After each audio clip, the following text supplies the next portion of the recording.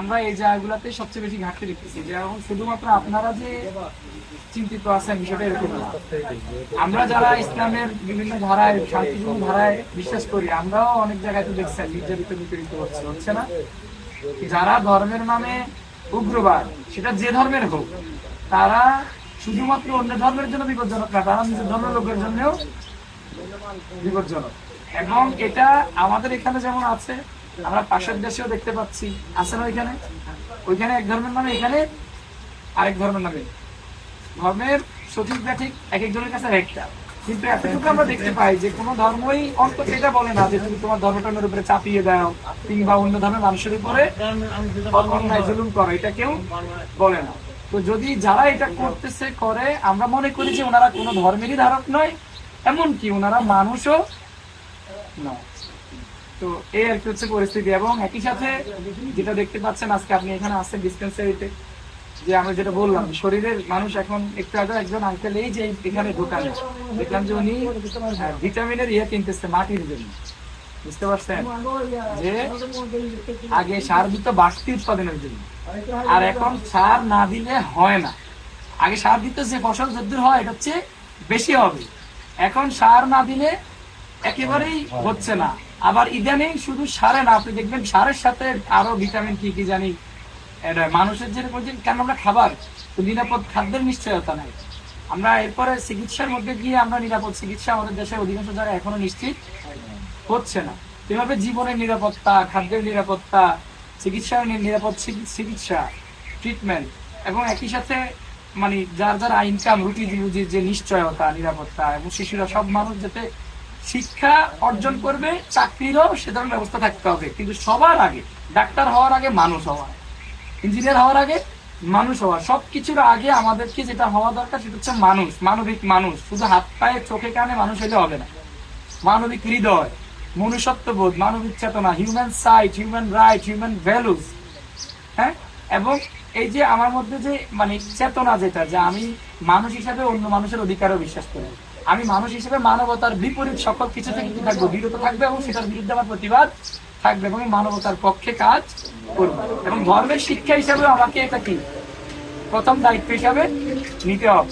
এখন আজকে রাজনীতির মধ্যে আমরা সেটা দেখতে পাচ্ছি না। দেখেন, এক ধর্মের নামে, এক মতবাদের নামে বা একক জাতীয়তার ভিত্তিতে রাজনীতি রাষ্ট্র হয় না। কারণ একটা রাষ্ট্রে এক ধর্ম, এক ধর্মমতের মানুষ থাকে না, বিভিন্ন ধর্ম মত জাতীয়তার মানুষ থাকে। এই জন্য আমরা বলছি রাষ্ট্র এক ধর্মের নয়, এক মতবাদের নয়, এক গোষ্ঠীর নয়, এমনকি রাজনৈতিক দলও এক ধর্ম, এক মত বা এক জাতীয়তার ভিত্তিতে হইতে পারবে না। কেন? কারণ দল হইতে পারে। দেখেন, যেমন একে ফার্মেসিরও কিন্তু একটা সমিতি আছে, আঙ্কেল যেহেতু ফার্মেসিদের ডাক্তারদের সমিতি আছে, শিক্ষকদের সমিতি আছে, কৃষকদের সমিতি আছে। এখন আপনি একটা পেশাকে কেন্দ্র করে দল সমিতি করতে পারেন, কিন্তু রাজনৈতিক দল না। কারণ আপনি রাজনৈতিক দল তো করতেছেন এই কারণে যাতে আপনি সরকার চালাবেন। তো সরকার চালাইতে গেলে তো সবার প্রতিনিধি হইতে হয়। যিনি শিক্ষক সমিতির প্রতিনিধি, উনি তো সব পেশার মানুষের প্রতিনিধি নয়। ঠিক একই ভাবে যিনি এক ধর্মের নামে রাজনীতি করছেন, উনি তো সব মানুষের প্রতিনিধি নয়। যিনি এক মতবাদের রাজনীতি করছেন, উনি তো সব মানুষের প্রতিনিধি নয়। এজন্য রাজনৈতিক দল তারাই তো হচ্ছে রাষ্ট্র ক্ষমতায় গিয়ে রাষ্ট্র পরিচালনা করে। তো রাজনৈতিক দল হইতে হইলে অবশ্যই তাকে মানুষ, মানবতার ভিত্তিতে সব মানুষের প্রতিনিধিত্বশীল হইতে হবে। আর তখনই হচ্ছে তারা ক্ষমতায় গেলে রাষ্ট্রটা কি হবে, সবার হবে। রাষ্ট্র এখন সবার না, যেই দল ক্ষমতায় যায়, যারা ক্ষমতায় যায়, রাষ্ট্র ওই গোষ্ঠীর হয়ে যাচ্ছে। কারণ পলিটিক্সটা, রাজনীতিটাই হচ্ছে স্বৈরাচারী। এই জন্য সরকারও কি, রাষ্ট্র কি হয়ে যায়, স্বৈরা রাষ্ট্র হয়ে যায়, স্বৈরা সরকার হয়ে যায়, স্বৈরা সরকার হয়ে যায়। এই জন্য আমরা ক্লিয়ারলি এই জিনিসগুলো মানুষকে আমাদের আস্তে আস্তে সচেতন হওয়া, আমাদের মধ্যে চিন্তা আছে। আমরা জানি, আমরা দীর্ঘ সময় ধরে দেখেন, শুধু বাংলাদেশের এই কত বছর এখন বয়স বা ৭১-এর পর থেকে যে আমরা সব বিভিন্ন যাচ্ছে, এটাই যে শুধু হতাশা এরকম না। আপনি সেই ৪৭ থেকে শুরু করলে ব্রিটিশ বিরোধী আন্দোলন আমরা করতেছি, ৪৭-এ আন্দোলন হয়েছে, মানুষ জীবন দিচ্ছে, ৭১-এ দিচ্ছে, এরপরে ব্রিটিশ সরকারের আমলে দিচ্ছে, শেষ ২৪-এও যুদ্ধ হচ্ছে, জীবন দেওয়া হচ্ছে, রক্ত যাচ্ছে, কিন্তু পরিবর্তন আসতেছে না। কেন? ওই যে রাজনীতিগুলো আসতেছে, যে রাজনীতির ভিত্তিতে এই যুদ্ধগুলো পরিবর্তন হচ্ছে, এগুলো সবগুলা গোষ্ঠীবাদী স্বৈর রাজনীতি, উগ্রবাদী রাজনীতি। হয় ধর্মের নামে উগ্রবাদ, আর না হলে একক জাতীয়তাবাদের ভিত্তিতে খুন জুলুমের বা একক গোষ্ঠীর স্বৈর রাজনীতি। এই জন্য আমাদেরকে এগুলো আমাদেরকে মানুষ পরিচয় ভুলে গেছে, যে আমি মানুষ, আপনি মানুষ, তাহলে আমরা ভাই ভাই না? অনেকে এটা শুনলে আবার বলে মানুষ আবার ভাই ভাই হয় কেন, তাহলে হিন্দু মুসলিমে কই গেল। তো আপনি ভাই, এটা ওনারা বুঝতে চান না, হীনমন্যতা। ভাতৃত্ব অনেক ধরনের আছে আন্টি। এবার আমরা যারা পরিবারে আছি, যে আমার রক্তের আত্মীয় যারা, তারা আমাদের পারিবারিক ভাই বোন, এটা না। আবার যিনি আমার মুসলিম, আমার ধর্মের ভিত্তিতে যারা, তারা আমার ধর্মের ভিত্তিতে ভাই বোন। আবার আমরা সবাই আদম সন্তান হিসেবে সব মানুষ আমরা ভাই ভাই না? এটা তো সমস্যা কোথায়? আপনি বাইরে হইলে একটা মুরব্বীরে দেখতে বলেন বাবা আপনি কেমন আছেন, বা একজন মুরব্বী একটা বাচ্চারা দেখতে বলে বাবা তুমি কোথায় যাবে, বাড়ি কোথায়, এটা বললে এটা কি সমস্যা হয়ে গেছে আমার? তো এই যে এটা হচ্ছে হীনমন্যতা, কারণ তারা চায় না যে মানুষ এক থাকে। তারা চায় দ্বন্দ্ব সংঘাত লাগিয়ে, মানুষের মধ্যে ভেদাভেদ করে লাগিয়ে তারা নিজেরা স্বার্থ সিদ্ধি হাসিল করতেছে। না, সব মানুষ এক মানুষ, এক মানুষ সব মানুষ, এটা আমাদের ব্যক্তিগত কথা নয়, এটা কোরআনের কথা।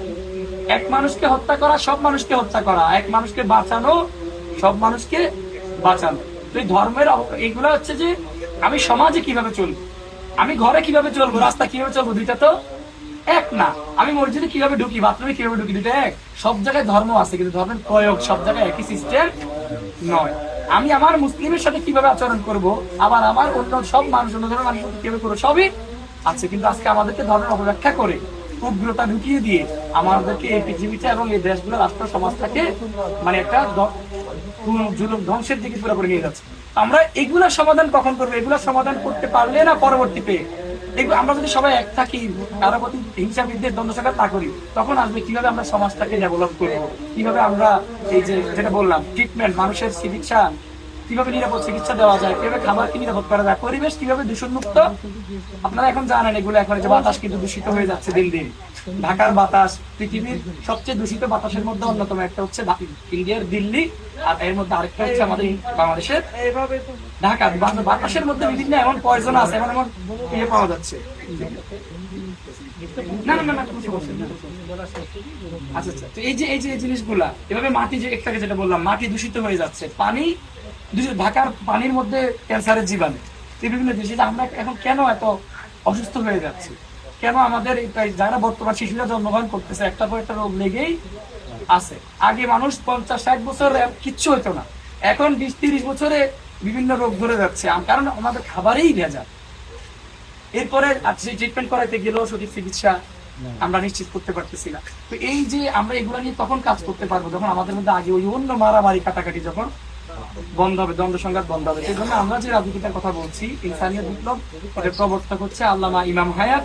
উনি এই মানবতার ভিত্তিতে যে রাজনীতির প্রবর্তক। এখন যে রাজনীতিগুলো চলতেছে এগুলো মানবতার ভিত্তিতে না, এক ধর্মের নামে উগ্রবাদী রাজনীতি, অথবা ওই একটা জাতীয়তাবাদের নামে দলীয় সন্ত্রাস, দলীয় দখলদারিত্ব, আধিপত্যের রাজনীতি। তো আপনারা হয়তো বলতে পারেন যে বাবারে মানে রাজনীতি বা কি হবে, আমরা তো এগুলা আমাদের তো আমরা ভুক্তভোগী, কিন্তু কিন্তু না, আপনি রাজনীতি করেন আর না করেন, রাজনীতির প্রভাব কিন্তু আমার আপনার উপরে। যে রাজনীতি করে না তার জন্য কি ভাঙ্গা রাস্তাটা ভালো হয়ে যায়?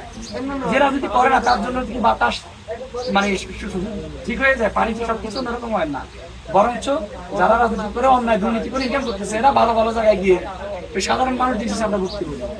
এই জন্য আমরা এমন একটা সিস্টেম চাই যেখানে ব্যক্তি, আপনি হয়তো বলতে পারেন তুমি এখন সুন্দর সুন্দর কথা বলতেছো, তুমি তো কথা নাও রাখতে পারো, মানুষ তো রাখতেছে না। এখন আমি বলতে পারবো না, যে আমি বললেও আপনার হয়তো বিশ্বাস হবে না, কিন্তু যদি কোনো কারণে আমি লোভী হয়ে যাই বা আমি খারাপ হয়েও যাই, সিস্টেম যদি ঠিক থাকে তাহলে আপনি আমাকে ধরতে পারেন।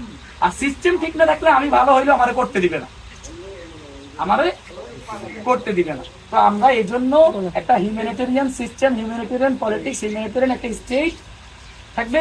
গভর্নমেন্টের পরিবর্তন হয়, কিন্তু গভর্নেন্স পলিটিক্সের পরিবর্তন করা, রাজনীতির পরিবর্তন করা যাবে। গোষ্ঠীবাদী রাজনীতি, শরীর রাজনীতির এগেইনস্ট মানবতার রাজনীতি আনতে চাচ্ছি। এটা ইনসানিয়ত বিপ্লব, বাংলায় মানবতার বিপ্লব, প্রতিষ্ঠাতা প্রবর্তক আল্লামা ইমাম হায়াত। তো আমাদের প্রতীক হচ্ছে আপেল, কথা বলছেন, আপেল প্রতীক, এটা মানবতার প্রতীক। ধন্যবাদ, আপনি মূল্যবান আমার কথাবার্তা বলছেন।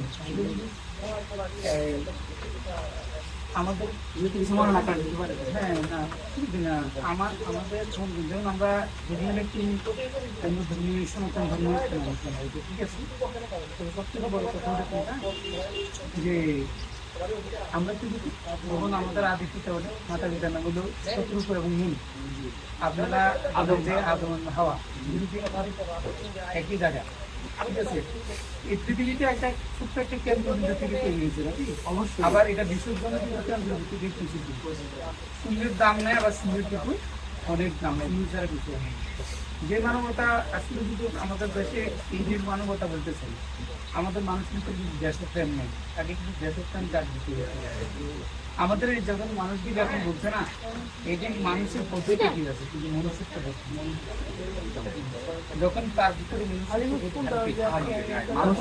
সে মানবতা জাগ্রত হবে, দয়াময় ভালোবাসা আবার যখন তার ভাতৃত্বের বোধ থাকবে তখন সে মানবতা কাজ করবে। মানবতা এমন একটা জিনিস, মানবতা কিন্তু মানুষের জন্য তৈরি হয়েছে, সকল মানুষের জন্য, সকল জীবের জন্য তৈরি হয়েছে। এই পৃথিবীতে 18,000 মাত্র যত জীব তৈরি করেছেন স্রষ্টা, প্রত্যেককে রিজিক উনি বাটায়, কিন্তু কেউ কারো রিজিক বাটাইতে পারে না। মহান মানবতার ব্যক্তি হল যে স্রষ্টা উনি। আমরা ওনার কথা মতো চলে দিলেই আমাদের ধ্বংস হচ্ছে। এখন এই যে বৈষম্যগুলি আছে না আমাদের এখানে, এই বৈষম্যটা কিন্তু আমরা কিন্তু ভেজালের সৃষ্টি করছি।